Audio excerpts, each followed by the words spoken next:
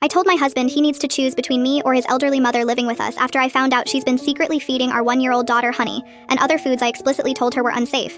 And now his whole family is saying I'm cruel for threatening to kick out a sick woman who just wants to bond with her granddaughter. I'm 29 and my husband Mark is 32. We have a 1-year-old daughter named Sophie. Mark's mother Linda is 68 and has been living with us for 6 months after she was diagnosed with early stage dementia. Her doctor said she shouldn't live alone, but she's still mostly independent and functional. When Linda moved in, I sat down with her and explained our rules for Sophie. No honey until she's over 1 because of botulism risk.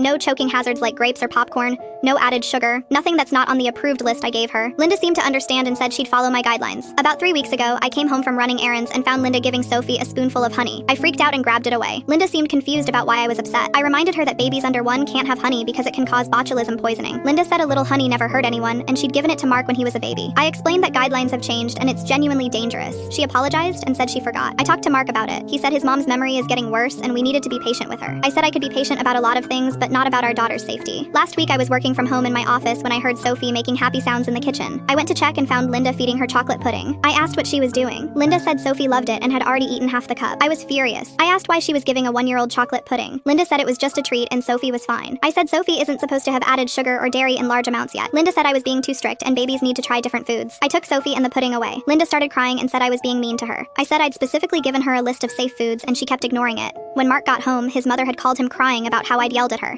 Mark asked me to calm down. I told him what happened. He said it was just pudding, and Sophie was fine.